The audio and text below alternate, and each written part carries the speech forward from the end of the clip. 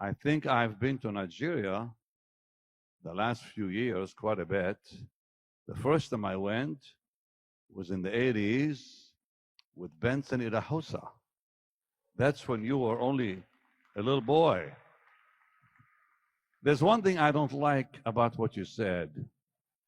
It makes me feel old. I wish you did not say you were 14 or 16. I think, oh Lord, why did they have to remind me? I want to tell you just a few things about my experiences with BENSON. How many of you heard of that man of God? Okay. How many have not? You have not. Well, he was very, very, very powerful. So when I was with him, I was there for 2 weeks in the 80s, mid-80s. We were in Lagos, Ibadan, Kaduna, and it was powerful what God did. But that man of God, very anointed, like beyond what I've seen in my lifetime. Truly. I had him come speak for me in Orlando. And he said, and I was just reminded by someone who saw the clip. He was preaching for me. He would wear these beautiful robes. And he gave me one every day. I looked like the Pope. One day it was a blue robe. The next day it was yellow. The next day it was green and yellow and blue.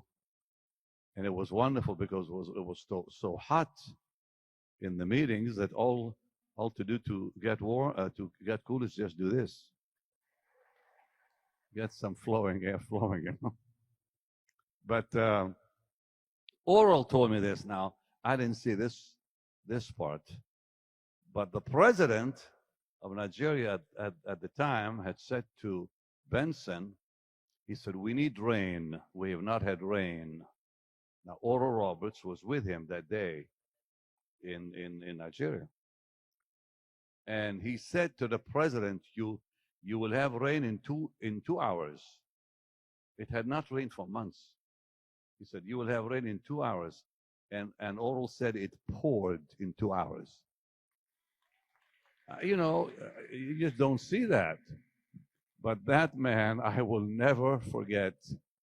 He prayed for a young man with asthma.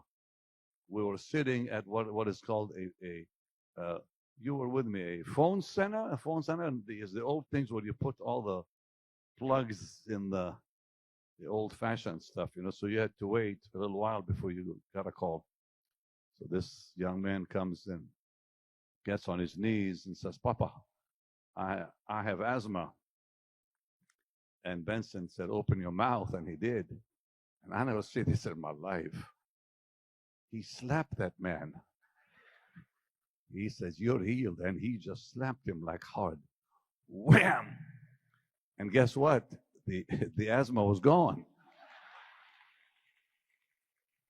That was the first time I ever saw a man slap anybody and they got healed.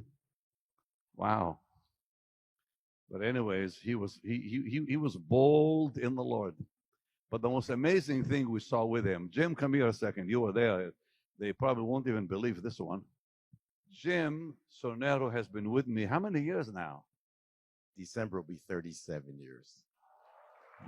He's a saint, this man. So we are flying to Kaduna. We get to the airport, and how many of us were together with him? 10 of us, or maybe more. He gets to the airport. Now, nobody has a ticket. Not one of us has a ticket. He gets to the airport. He stops the plane from flying out to Kaduna. A plane was ready to take off, full of passengers. He goes to the pilot. He says, you're not going anywhere. And he kicks all the passengers off the plane. Huh? He said, you, go. And they went. And they all went. He kicked them all off the plane. He says to us, come on, take the first class cabin. So we filled the first class cabin. And then he goes down, and there's a line of people had been kicked off by him. And he says, you go, you go, you go, you go, you go. And they fill the plane. Then he says, you go home. There was a few of them that could not get in.